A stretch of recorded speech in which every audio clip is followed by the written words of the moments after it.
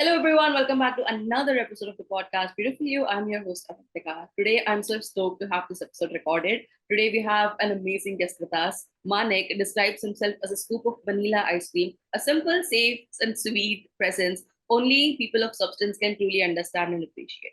He's a digital marketer, builder, writer, poet, creator, speaker, and an animal rights activist. The list honestly just goes on. His debut book is about to come out next year in 2024, so do be in the lookout for that. Of all things, he enjoys breaking ice with new folks, especially introverts, because he loves bringing everyone together to have a good time. He's super passionate about making everyone feel heard and understood.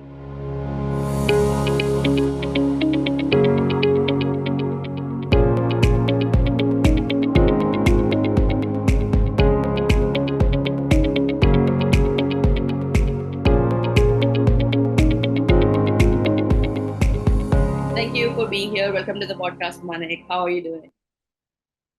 Thank you, Avantika. Glad to be here. It's a wonderful thing you guys are doing, talking about mental health.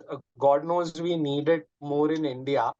Mhm. And coming to like the discussion of what we are gonna like discuss, I'm sure you'll introduce the topic of today's conversation as well. After that lovely introduction, thank you for that.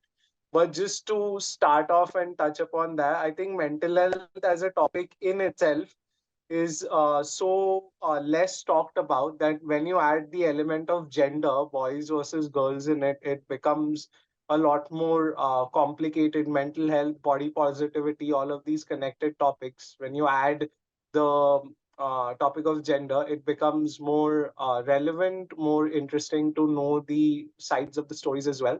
So I'm very excited to touch up upon that and have some fruitful insights for our listeners. Same, yes. We've been scheduling this episode for a couple of months now, and it's finally happening. So yes, to start off with, you're Yeah. very vocal. Sorry. Yeah, go on, go on. So to start off with, you're I'm very excited too. yeah, you're very vocal about your mental health journey and your relationship with your body and yourself. You even wrote a couple of blogs about it. I went all in looking into it. What made you write about all these experiences and be so vocal about your journey? So I'll give you a quick recap so that everybody has context on this. I remember as a kid in school as well, I have always been an overweight kid, or just being real about it. I've always been a fat kid. I've learned to fear that word less and less now. So I'll say it. I was a fat kid in school, and I remember having really bad experiences that I found out later were bad or unacceptable. In school, I realized often accepted a lot of things as they are because a lot of the times our teachers normalized it, our parents normalized it, our relatives normalized body shaming out in the open when we were at wedding parties. I'm sure everybody of us has gone through it, whether you're a boy or girl. So now in recent times when I talk to people like you who are doing these initiatives, we even met at the Open Mic event where there were a lot of discussions about mental health at the foundation we met at. So when I talk to you guys, when I talk to my peers who are into this mental health initiatives and topic, now I realize that there were a lot of traumatic experiences in school which I never processed as a kid. For example, simple things like the PT period where I was made to run and the teacher herself used to laugh at me as I used to flop through the ground. Or I was an obese kid, so there were all of these. As kids, we made the topic of sexuality fun. So a lot of my male friends, they used to be like, oh, you have moves, so are you like a transgender or something? Very stupid, silly, ignorant comments like that, which hurt me then, but I didn't know how to react to it, how to process it, how to talk about it. So recently I went through some sort of a body transformation. I will come to the point of how it is always a free flowing experience, but recently I went through that experience, still going through it, where from 108 kilos I am now at 81.4. I just weighed myself in the morning. Yeah. I do that every week and keep a track. my goal is to become leaner, become stronger. So I'm doing both cardio and the muscle gaining.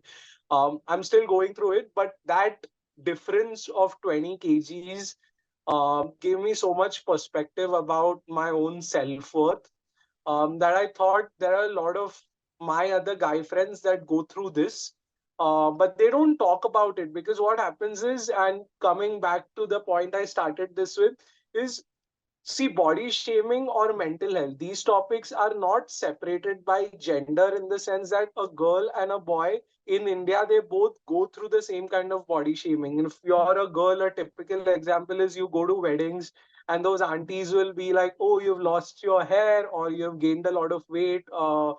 To stop eating so much. And when you're a boy, the comments are much crasser, in the sense that I remember having nicknames, and every overweight kid who's watching this will have these nicknames, will have heard these nicknames in school: Ganpati, Jadya, Motya, all sorts of silly nicknames. So boys get it, girls get it, but where the differences begin is how you are expected to react to it. If you're a girl, it is still okay that if you cry, if you take it softly, it's still considered, whether that's, I'm not supporting that, not endorsing that, but by social norms, it's still okay how you react to this, if you react to it softly. How boys are supposed to react to it is to man up, pull up our pants, and hit the gym, take very brass tacks measures. And we are never allowed to just cry about it, just feel bad about it for a minute, talk to other people, let out our feelings. As a man, you're always expected to man up. So when I went through this transformation, I had to do that because I suffered from some medical problems. My doctor told me, like, this is all a result of your weight. You have to lose weight. So I had to take action. It was like I was pushed against the wall, which in hindsight is great. I'm more than open talking about it, because it made me serious about mental health.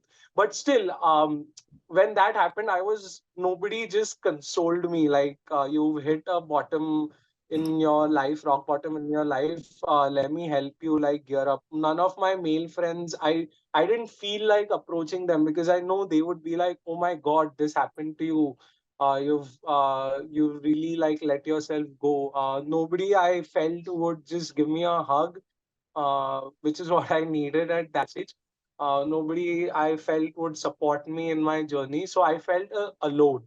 And I know that this situation of feeling alone is something that a lot of boys, a lot of maturing boys from 20 to 25, or even for that matter, 18 to 25, which is this delicate age where you transition into a man.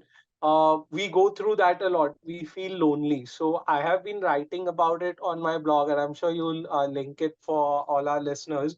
Um, so I've been writing about it in our blog, so that people know they're not alone. All of us go through this body shaming. All of us discover ourselves. And how I came out of it is something we'll discuss ahead. But that's the crux of my answer. Like, I just wanted to let people know they're not alone. There are boys who understand how they have gone through, and what you're going through, and there is hope at the other side of the tunnel. So it's just a matter of solidarity for me. That is That's a 10 mark answer. Sorry. I've said I would give it supplementary a nine and a half out of question. 10, because you need to have that half marks, the difference. So 9 out of 10. No, 9.5 out of 10. Thank you. But Thank you so much. that's very beautiful. I will surely be linking everything, all the socials down in the description. Do check out his blog. It's the way you write, honestly, it's very heartwarming, and not just men who would be able to relate to it, but also women, because you are able to articulate the things that your experiences so well, and the lessons that you learn from it in such a relatable manner, right? It's not easy for people to do that all the time. It just, some of the things that you say, it just like hits hard. But about your speaking about your high school experience in your school days, that's really awful that happened, and I'm glad that you're able to get like the right information now that what happened was bad and unacceptable. And it's okay to cry about that. It's okay to be sad even today. If someone is sad about their something that happened a couple of years ago, that's completely okay to just be and just sit with the feelings. We also You also talked about the difference in girls and boys who go through different types of body shaming. 100% agreed with it. Even it's worldwide, but even in India, speaking about in the culture in India, it's girls are, it's acceptable for girls to cry about these things, while the same thing that happens with boys, they are just not. They are supposed to not take it to the heart. Girls are just supposed to be emotional and sensitive, so it's okay. And I'm glad that you're here talking about those differences and helping someone feel less alone and feel understood and heard. Yeah. In one of your blogs, though, I wanted to ask, you talk about your struggle about shedding weight while putting your life on hold. You wrote, and I quote, I'm quite literally running away from the idea of a fat person because I realize that I'm not actually ashamed of being fat. I'm just really damn tired of the assumption it brings. Could you tell us a bit more about that? Sure. Thank you for plucking out that quote. That's something a lot of like my friends who I have read that blog have pointed out. Like, what exactly do you mean by that? Because it's an interesting take on the whole concept of being afraid of being fat. And thank you for always appreciating and supporting my writing. Everybody should have a supportive friend like you. I'll go into what happens is I have noticed in this transition, and we discussed this personally as well offline, that after like I've shed weight, there is a difference in the way like people treat me. And there's a whole debate around whether they have changed the way they treat me or I have changed the way I look. But at least coming back to your question of assumptions of being fat, when I was fat, for some reason, I was always expected to be funny about it, expected to laugh about it, especially in the dating scene. I never dated in school, never dated in college. For some reason, the fat kid always gets bro zoned, friend zoned, and I'm not being sexist about it. It's just a male perspective. How boys often go through it and how we look at it about it. I was always that funny brother sort of presence for a lot of girls, and I have seen that has changed a lot. We will go into that. But that was one of the assumption, like because I am fat, my personality is a certain way. Like I'm always gonna be jovial, I'm gonna be cracking jokes, I'm gonna be the joker of the group. Because I was fat, I was always also expected that I will be unhappy or sad about it. So when I used to just uh, complain to people, oh God, I'm gaining weight, I'm gaining fat, they used to tell me, no, you're very beautiful, Manik. At least the friends who were supportive. I had toxic friends who did fat shame me, like we discussed previously, but at least the supportive people, they were like, no, no, you're beautiful. And this is something a lot of people will relate to, I believe, because when you say you're fat, people think you're implying you're like unhappy in your body, you feel ashamed of yourself, but that might not always be the case. I might just be like cribbing about, let's say, not being able to pull up my jeans or the pants being too tight, and not necessarily being like, no, I hate the way God has made me or nature has made me, or for that matter, I have turned myself into. So it's not always that self hatred that we are implying. We don't want pity when we are saying, when we are talking to you about our struggles that we face about our body. And a lot of people, I feel, listening to this podcast, my request would be, when your friends like discuss their mental health issues or discuss their body image issues, it's not pity that they are seeking. Mm. They just want a bit of understanding, listening, or even if not understanding, just listening and someone hearing them out, just ranting about it. So Yeah. these little nuances that a fat person comes with, always having to not take yourself seriously, always not being good enough to date, but always being good enough to be a brotherly presence or a friend zone, like best friend presence, but not good enough to like uh, actually go ahead and uh, be have a partnership with. Those are things I faced in school. Now that I am on the other side of it, firstly, now that I am an adult, I know these things rarely matter in today's dating circles. I've met beautiful people who don't judge on the basis of your size or your skin color or any other element for that matter, who see the true beauty beneath beyond all of those factors. Now I know that it was our assumptions as boys growing up, that we always felt like we need to look in a certain way to date a girl or to convince a girl to go on our date. Again, what I'm saying is this isn't the society's problem and this isn't our fault as well. It was just how conversations happened in school about being fat. Now I know it's actually my personality that matters. Now I know as an adult there are a lot more other factors that come into play. It's not as simple as girls like skinny guys or guys like skinny girls. There's nothing like that. Those were immature conversations we had, but those were conversations we had nonetheless.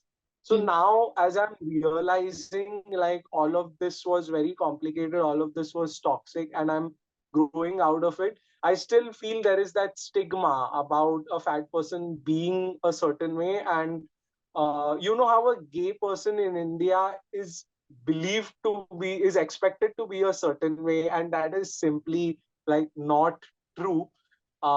So those are the assumptions I said like I'm trying to run away from. And in that, what I'm trying to imply is I am still learning to rid myself of those prejudices and those biases that I have about fat people myself. I don't feel like I have reached that clarity in my life where I'm like, no, now I'm all mature. Now I've put those behind. I still sometimes struggle with this entire issue that I discussed about. And that's a point I want to put across to everyone listening as well. It will always be an ongoing conversation. This was also one of the things I wrote in the same blog, Mm. that your conversation with your body, it's never gonna like stop. Some days you're gonna love it, on some days you're gonna doubt it, some days you're gonna hate it. So I'm still, I think, running away from how I used to process things as a child, and that's what I meant by that. That's actually really insightful. I do resonate with a lot of things that you said, and it's one of the things which I was about to say that it will be, an ongoing thing for years to go, because it's very difficult to break something that you grew up with, to break the patterns and even the thought process and the belief system that you grew up with. And I'm so proud of you for being the self-aware and working towards, making it better for yourself, honestly. So there is a clear but not very spoken distinction between how society treats men differently when they are, let's say, fat, skinny, or muscular. As someone who has lived through, both the body types, different body types, could you tell us a bit more about what are the differences that you noticed when you were overweight versus now, stuff like that? Yeah. Great. I think one important realization I've had from there, there's a lot of like details, nuances. What one baseline, if I had to cut my answer really short, one baseline realization is that the mental health aspect, the body image aspect, and the physical health aspect, they're very interconnected to each other. Mhm. And we often talk about how like uh, when we are fat we like struggle with mental health and all of that, but as I've like gone through that journey and now that I'm in a much better place, I also want to like uh, let people know the biggest difference you'll notice in yourself as you grow from skinny or fat to like, let's say, a healthy body. I'm not gonna say a beautiful body because we already talked about how fatness and skinniness, it doesn't really matter, and you realize that as you grow old. But what I meant was a healthy body, with great weight, a medically healthy body. When you grow into that, one thing you'll start realizing is you start feeling better automatically about yourself, about everything around you, and how people look at you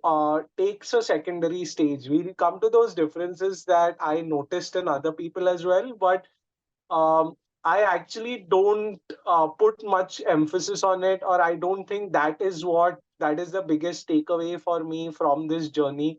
Mm-hmm. The biggest takeaway is I have started feeling lighter, in the sense that just behind the scenes point of view, a lot of people are gonna call me crazy about it. But yesterday I walked from the Thane railway station to where I stay, which is 1.5 hours away. So I literally walked from the station to Kolshet. If anybody lives in Thane, they'll know that it's a huge, crazy distance. It's not a Yeah. walkable distance at all. But I did that because there was a lot of traffic. I was frustrated after coming back from work. There was a huge line for the share rickshaws and a huge line for the buses.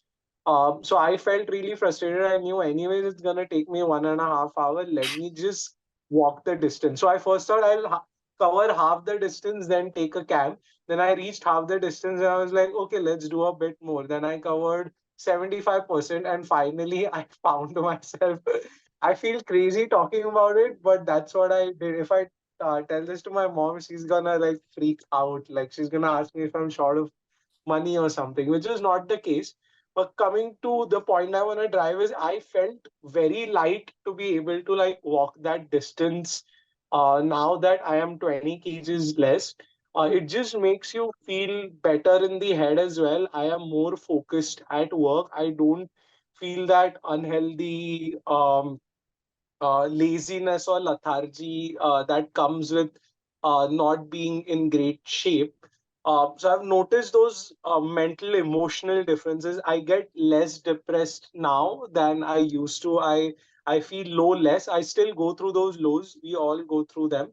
But I've found a very healthy coping mechanism, which is hitting the gym. And I swear to God, that's the best coping mechanism I have developed. The earlier one was go eat a grilled sandwich, or uh, go eat fried momos. And it's funny because we meme a lot about stress eating and we joke a lot about it.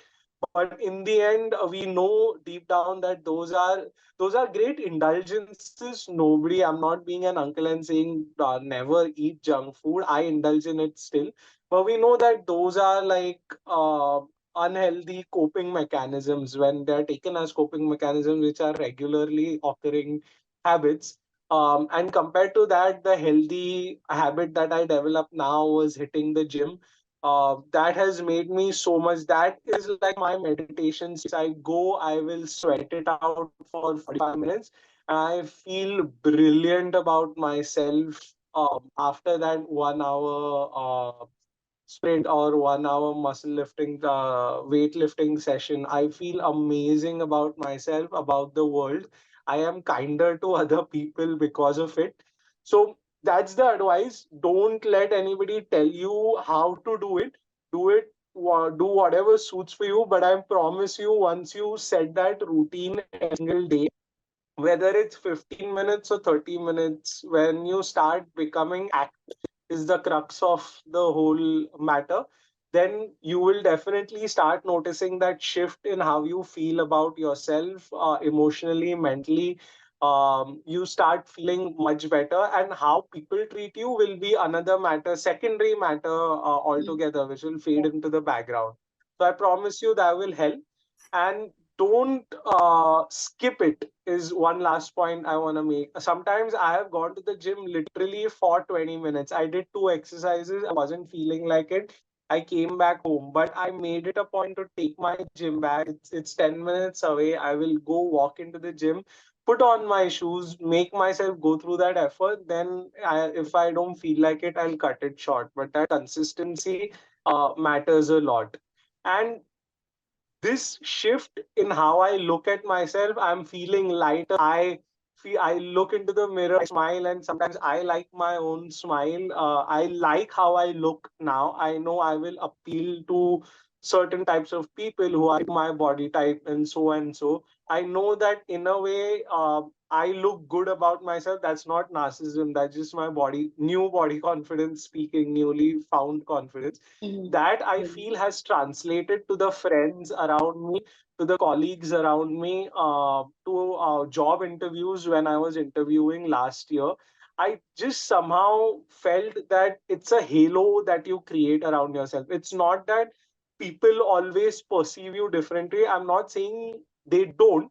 Sometimes uncle and aunties will be like, "Oh wow, tu sach mein reduce ho gaya ye wo," and there are those those are visual like comments that anybody who sees you after like 1 year of body transformation will say that. But in most cases, to the friends and to the people who have been around you, it's not like they think you are better.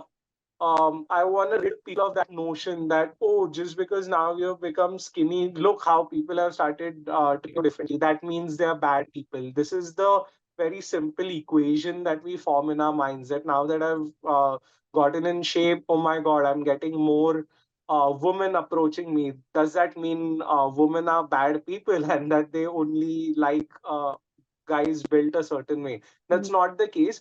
It is me who carries myself with more confidence, with more compassion and love to, if I'm going out for a date, if I'm meeting someone new, and that translates. People pick up on that confidence. People like people who are confident and comfortable in your own body. And that I feel is where you start noticing these differences. So I am glad that I've reached this mature point where I don't push it on people saying, so you loved me less when I was fat. Is it that simple? I know it's not that simple. I know it's also got to do with how I have started treating myself, how I have started seeing myself, and just being able to honestly say, I am beautiful. At times, I don't say that. At times, I'll feel still ugly. I still go through that struggle. But Yeah. just being able to say that puts a smile on my face, and I think that translates to everybody. That's amazing. So I have come across stories where people have mentioned after reducing their weight that other people took them more seriously, let's say, or they treated them differently. So I wondered if that was something which was similar in your case. Did you notice any workplace behaviors after reducing all the weight? Yeah. Yeah, so that is I was trying to clarify. It does happen. I'm not saying it does not happen. It's mostly your body confidence speaking. But people do notice, people at work, if you're being very specific about that. I work in a very great, I just want to clarify, I work in a very great work environment. There's no bias over there as such. But when I go out for industry events or in the corporate sphere, I do agree, and my stories align with that as well. That yes, colleagues will take your ideas more seriously. Uh, you will get more better positive responses at job interviews. I have noticed that literally. With me walking into a room with like a very fat person, Yeah. and then me walking into a room like a normal average weight person. I have noticed that. So that is one of the. There are some perks of being in a healthy body and physical body, which I won't deny, and those are facts. Like regardless of this whole discussion around being overweight or being skinny, for that matter, even skinny people go through all of this. Is something I want to put across. It's not just a conversation about fat people. It's about anybody who struggles with not being the perfect norm of bodies acceptable in society.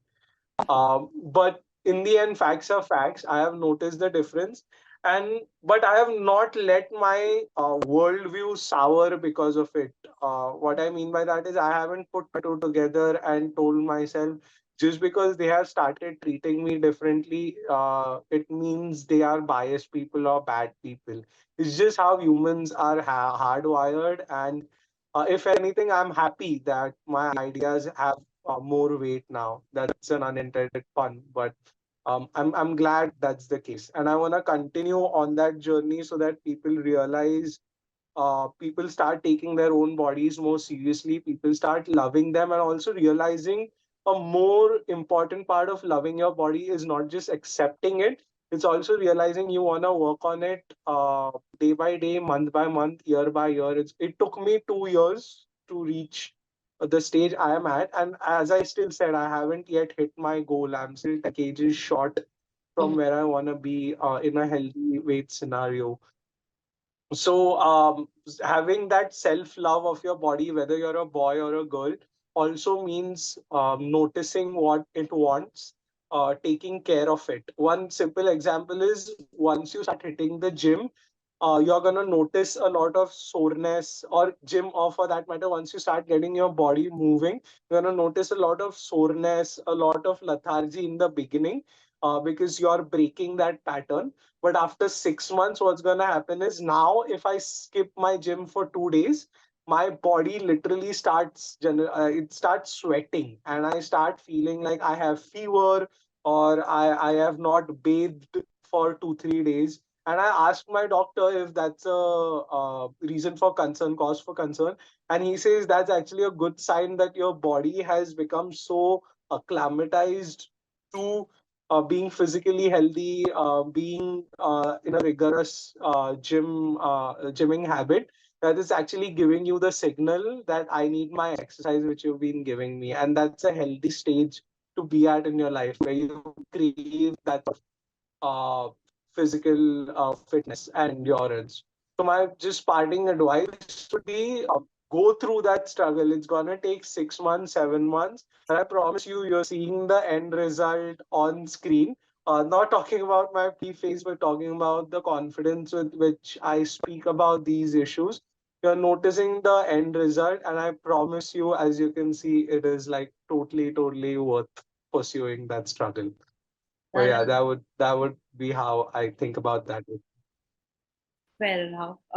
Yeah, it's I honestly I do agree with the confidence bit as well, because it's, you can see some people could be skinny or overweight, but they just walk with confidence so much so that they own the entire room, right? Whereas you could be at the perfect weight, however, The if you are not so confident about yourself, you would walk in meekly, let's say, for the lack of a better word. So it's like it really depends on how much you carry yourself and what you think about it. And I hope that resonates and reaches the right audience, that helps them understand that their worth comes from within, not exactly from the outside circumstances per se. And they get to the place where you are today, where you're able to carry yourself with the confidence that you need, and hold so much weight on your ideas and all that. You, in one of the blogs again, you talk about how one is worthy on all days, whether one day your body is bloating and you feel miserable, or when you feel good about your body. How do you today, like even today, you might be going through bad body image days, let's say. How do you tackle those days, or whenever you feel like you're not good enough? I think, going back to the point of coping mechanisms, earlier what used to happen was, and this is a huge sort of brass tacks answer or harsh truth that I wanna make you realize is that a lot of your issues, a lot of the mental health issues we struggle with are related to a very heavy word called healthy. So when I was earlier in those bad body image days, as you said, there used to be a lot of feeling sorry for myself, like मैं ऐसा ही हूँ, I'm just not worth it. So that self pity is a huge factor, and because you feel you're not worth the struggle, you end up stress eating, you end up smoking, you end up drinking, whatever your vice is. You end up falling into those negative patterns because you feel so sorry about you, because you feel helpless, you feel you can't help yourself, you feel nobody can help your case, it's just pointless. Because let's say you go to the gym for 1 week, you see yourself eating a pizza or falling into the same smoking or drinking pattern after that 7 days. you see yourself doing that, and then you're like, screw it, it's just not worth it. How I deal with it in contrast nowadays is, I know that I'm gonna go through those struggles. I know I'm gonna have my cheat days. I know I'm gonna have my cheat weeks for that matter, where I end up like falling into a spiral. But I know I can help myself, is the biggest mindset tool or technique that I've developed. Is okay, if I had a rough day today, if I was not nice to myself, I was harsh myself, if I didn't treat my body right this week, maybe I screwed up big time across because I was meeting a lot of friends. This has happened this week. I didn't do it. It's okay. It happened. I made a mistake, or maybe it wasn't even my mistake. I went off track. I got pulled off track because of exams, because of, if you're a student, this would be a big factor, because of studies, because of events happening in the college. You got pulled away, but your situation is not helpless. You are able to like pull up again, and you will get back on track. And again, as I said, that's through whatever healthy coping mechanism you can develop, like whether it's the gym or just meditation and yoga or doing stretches. So I think that that would be the answer to your question. Now I deal with it by telling myself, this is normal, this happens, I'm not going to deny it, but it's not the end of the world. I can still pull myself back. And I think that mindset change has basically saved my life, not exaggerating. Or not, I don't think I would be in a very healthy space right now, given what my doctor told me 2 3 years ago. uh, and I'm touch wood, of course, going through that journey. I keep checking myself, but that made the huge difference that I can do it. I can come back, and I can come back stronger than ever. It's all about the mindset. It's all about the mindset. What That's has true. been the hardest part about being vocal about your mental health journey? Hardest part about being vocal, writing about it, also realizing that it's not a cookie cutter method, because I speak about these issues from my own angle. Mhm. And then I relate, then a lot of other people tell me what works for them, what works for not. So it's been the best, and the most difficult part is accepting that my struggle is my own, in a way that's beautiful to me, because I know everybody has their own struggle. But I also now have the humility that whatever I've said in this episode, not all parts might be relevant to everybody. So people might have differing opinions, people have different experiences about their own body. Not everybody will starkly agree that, yes, this is how you should be feeling. So that's been a difficult part, because we talk about people being able to relate to each other. And I also spoke in the beginning that I wish there was someone who would relate to me, and so and so. But in the end, we have to like realize it that we are kind of alone in the struggle part of things. We can have support from our friends. We should ask for support. We should ask for help. That is one of the things I did not do, fearing that I might be misjudged. But if I had reached out, if we had known each other at that time, for example, or if I had reached out for support, I would have reached. It would have reached the right audience. If you know what I mean. And I would have gotten help, but I didn't do that at that stage. So you can have help, you will have people support you, but in the end, this is your fight. It's totally up to you. And realizing that this is my struggle, this is my war. It's been difficult, because sometimes that does imply that in a way I am on by myself. But to end it on a positive note, it also means I am my own hero, and I'm glad to be able to say that today, no matter how cheesy it sounds. But yeah, I That's, hope you can say that about yourself to all the listeners someday. yeah, that is so wholesome. I love that. I love that so much. So, no matter how much we work on ourselves, healing is not linear. There are days when you feel like you're back to square one, or you're a few steps behind. I always like to think of it this way, that let's say, like, 5 steps forward and 2 steps backward is still 3 steps forward. Like it's still progress, even if you feel like you're taking a step back. I I love wanted that. yeah. I wanted to ask, whenever you feel like you're taking a step back, or maybe you're back to square one, when you feel like it, how do you tackle some of the insecurities that flare up, especially when it comes to dating? Because you mentioned you have started dating, going on dates, meeting new people now. So how do you manage it? In the sense, it's something I never got to experience in school or college. So it sounds very funny to a third person listening to this, but it's something I never got to be a teenager, is what I mean. So nowadays, I actually write about it, and people laugh, react to it, because these are like flirting or talking to other people, new people that I find interesting. That confidence is very new to me. So it's almost like I'm a little kid trying to talk to my first crush. So it's funny, but that's what I mean by started dating or something. Um, when I start to feel those insecurities, I think one of the best realizations I've had is being vulnerable is actually attractive and beautiful to a lot of people. And I've started embracing those insecurities. Like we talked about acceptance, but I talked about it from a self acceptance sense. Now, what I mean is, I also like speak about it, or I'll tell the person in front if we are into that zone and into that topic, then I'll tell the person in front of myself, like, these are also problems that I struggle with.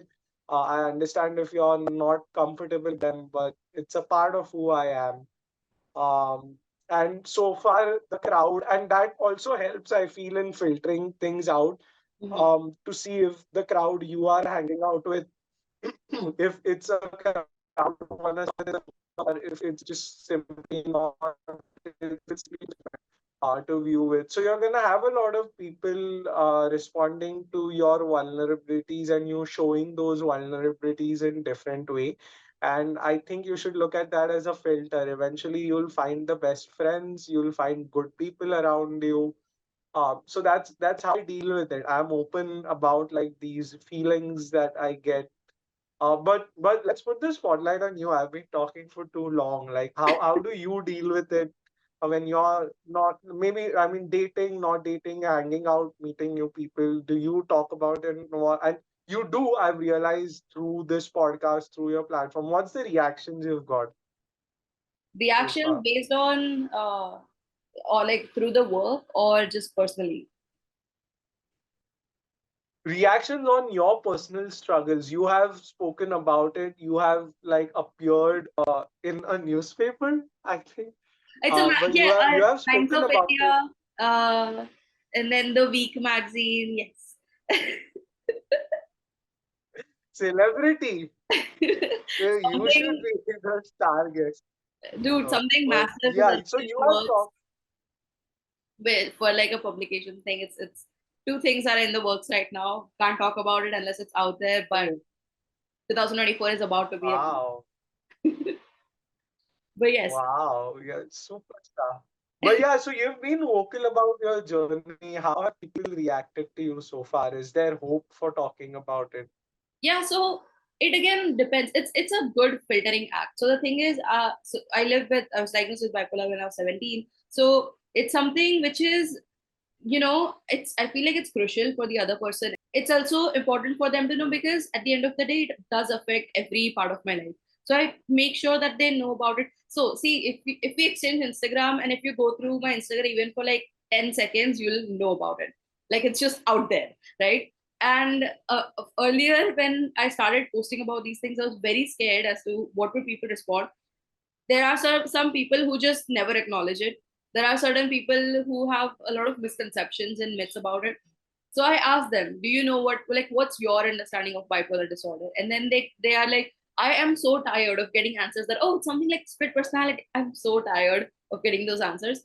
But I try to, like, I know that, it's not something that is much talked about. Like, let's say depression and anxiety, people know what that is. Those are one of the most commonly used terms in the mental health space. So I'm like, okay, people don't know about it. So I try to educate them about it. So if the other person is not open to learning about these things, then I know that that person isn't for me.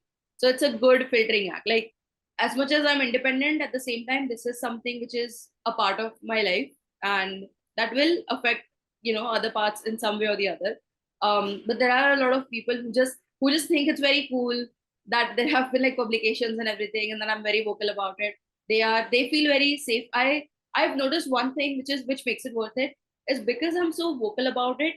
It has helped the other person be more open about their journeys as well. So it makes them,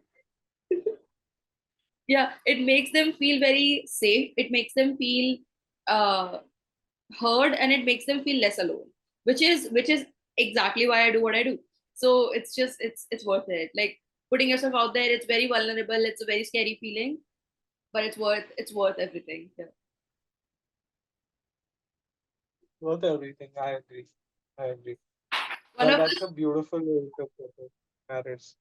Yeah. No, it's really a filtering act, to be honest. And it's good because I don't want to be around someone who doesn't think mental health is a real thing or something like that. It's like, if you are in my surrounding, we need to be aware about mental health. We need to be empathetic. You may not need to struggle with it. You may not need to understand every single thing, but you need to be open to understand it. So yeah, there's this work. So there's this researcher called Brené Brown. I really love her work.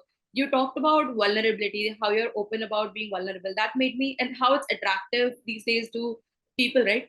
That made me remember Brené Brown. She talks about how courage and vulnerability go hand in hand. People think you can be courageous or you can be vulnerable, but it's actually you need to be courageous to be vulnerable, and to be courageous is to be vulnerable. So those are literally hand in hand. Those two go together, and that just reminded me of the thing that she had mentioned. So yeah, it's when you're vulnerable, you're also being brave, you're also being courageous, and that's something which is always attractive. So thank you for being so open about your issue. It's beautiful.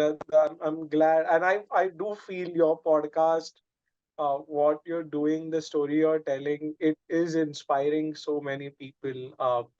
So I'm glad I could come on here. I'm glad others are coming on here, and I'm glad to be part of this community, as I hope all the listeners are. Of course, yes. Thank you so much. What practices do you follow today that helps your mental well-being? Well, I mean, I've talked about a lot of those already, so I won't repeat those points. But one important practice I've started is finding that safe space. Earlier, I didn't used to do that, thinking the vibe will attract the tribe and all sort of thing. But as you said, putting yourself out there is great, but I feel it's one half of the story. You also have to go out there. So one practice I've started doing is every weekend I will look out for open mics. We've been to one of those together. So open mix, stand up, something artistic, something chill, where I know I will meet good people, meet creative people who are non judgmental because. To a certain extent, artists are non-judgmental because we know we are differently cut out, so we wouldn't judge others who are differently cut out as well. So whether it's a self-help group where people are just coming together to talk about a certain problem that all of them commonly face, or going to these open mics where people are vulnerable about their feelings, they're actually going ahead and talking about their heartbreak. So by logic, they are vulnerable. Going out, meeting such people, trying to follow podcasts on mental health online, trying to follow accounts on Instagram that talk about mental health, like yours is. Trying to do that actively is a very important practice, uh, because I spoke about being able to help yourself, but also one important adult skill that I feel nobody taught you in school, and I'm talking directly to anybody listening to this, nobody taught you how to seek help in school. And I feel that was a huge factor in me struggling as well. I was never taught how to be vulnerable and just extend a hand saying, I need your help, I need a hug. So reaching out to people is an important practice. I want to add to all the other techniques that I already talked about. Seeking help, learning to seek help from the right sources and the right people.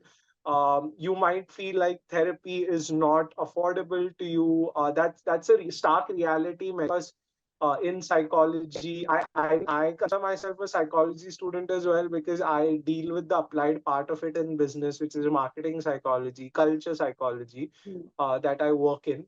But a lot of us in psychology need to realize is that people in India, we are not educated or trained enough, informally or formally, on how to seek help, what are the right sources. And a lot of us may not be able to afford therapy for that matter. That does not mean there is no free therapy available. There are no organizations available to help you out. There are good foundations, good organizations out there. A Google search will help you out, but you gotta go seek them out. And I promise you, you will attract the audience. We are here to help you out. Uh, as a community. So go out there Absolutely. and seek the help you deserve. It does not make you weak. It would be like my last advice. I love that. I love that so much. I do agree with it. You need to put yourself out there to meet new people. And when you do the things that, inspire you, that makes you feel happy in your own skin and makes you feel like at home, or it just, you'll find the community there, but you need to put yourself out there, go to events and all that stuff. I love how proactive you are. I always think of it like this. You are making life happen for yourself and not to yourself. You can't just think it, okay, oh, the life is happening for you. You need to make sure that life is happening for you. When opportunities don't knock at your door, you build the opportunities, you bring them home, something like that. So yeah, thank you so much. I resonate with so much of the work that you shared today. Where can people find you?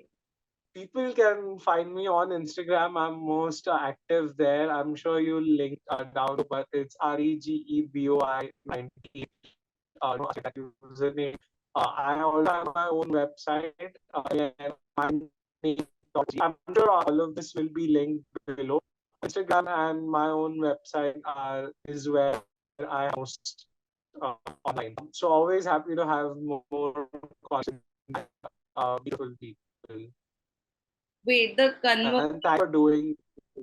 it broke again. I think there's some network issue from my end. So it's breaking again, but I will be linking everything down below. He has a website, he is active on Instagram. And he said he's open to having more conversations. So do reach out. It was such a wonderful conversation. And I had a lot of fun. Thank you so much for your time. Yay! Thank you so much. And thank you so much for everyone who stuck through the end. And I hope you guys resonated with it. Do share the episode with people who might need to hear it. And yeah, thank you so much for being here. I'll see you guys in the next episode. Do reach out to us. Reach out to Manik. It's everything will be linked in the in the description below. And do reach out to us on Instagram at beautifulyou.pod, or our email will be also linked in the description below. So yes, I'll see you guys in the next episode. I love you. Bye.